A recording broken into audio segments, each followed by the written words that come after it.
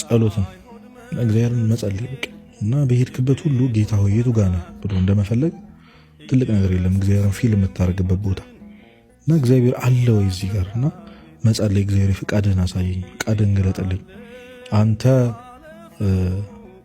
ባለህበት ቦታ ልገኝ፣ አንተ የሌለህበት ቦታ ልገኝ ያልክ እግዚአብሔርን ከልብ ከጸለይክ የማይመልስበት ፍቃዱን የማይገልጥበት ምንም መንገድ የለም።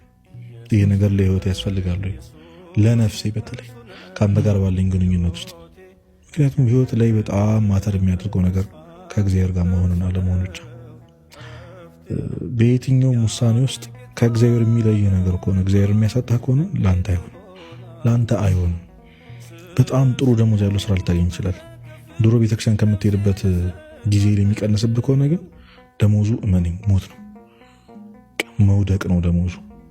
ሰይጣን በብዙ ነገር ሊሸውድ ይችላል። ከሀገር ምናምን መውጣት በጣም ትልቁ ህልም ሊሆን ይችላል። ከሀገር እግዚአብሔር የማያስወጣ ቤተክርስቲያን የሌለበት ሀገር እንዳትሄድ ሊሆን ይችላል። ዛሬ የምትሄድበት የምትሳለማትን ቤተክርስቲያን እንዳታጣት ሊሆን ይችላል። ገብቷል? ከምን እየጠበቀህ እንደሆነ አታውቅም። የእግዚአብሔር ፈቃድ ምን እንደሆነ አልገባህም። አንተ ህይወት ላይ ሁልጊዜም ቢሆን አባት እንደሆነ ማወቅ ጥሩ ነው እና የሆነ ቅድም እንዳልኩ ነው እንደ ሐኪም ማየት ነው። በቃ መራራ ሊመስል ይችላል ፈቃዱ። በጣም የፈለግከውን ነገር ሲነሳ ጌታ ሆይ ይሄ የሚወደው የታመመው ሰው እንዳይሞት እባክህ ፍቀድ ብለህ ሊሞትብህ ይችላል። አታውቅም። በዛ ውስጥ ምን እንደሰጠህ አታውቅም፣ ምን እንደገለጠልህ አታውቅምና እግዚአብሔር ሁሉ መልካም አባት ነው። በቃ ሰውን ክርስቶስ እኮ ብሏል፣ ልጅ ርቦት አባትን ዳቦ ሲጠይቅ እንዴት ድንጋይ ሊሰጠው ይችላል ብሎ አይችልም በፍጹም አባት ስለሆነ ማለት እና ሁሌም ፈቃዱ ለእኔ መልካም ነው።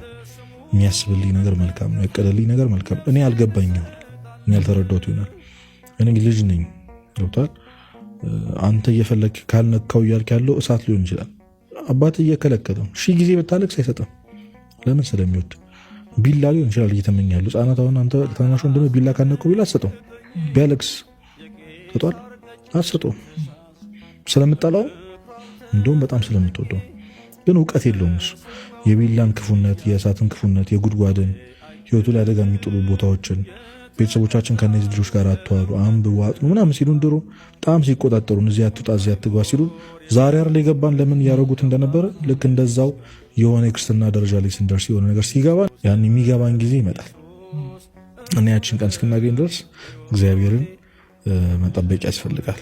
አንድ የመጨረሻ ሀሳብ፣ በጣም ድንቅ ነገር እግዚአብሔርን መጠበቅ፣ በትዕግስት መጠበቅ። በጣም በአጽንኦት ነው የምናገረው። እግዚአብሔርን እንደመጠበቅ የሚከስ ነገር የለም። በቃ በትዕግስት ያለበት ቦታ ጠብቅ።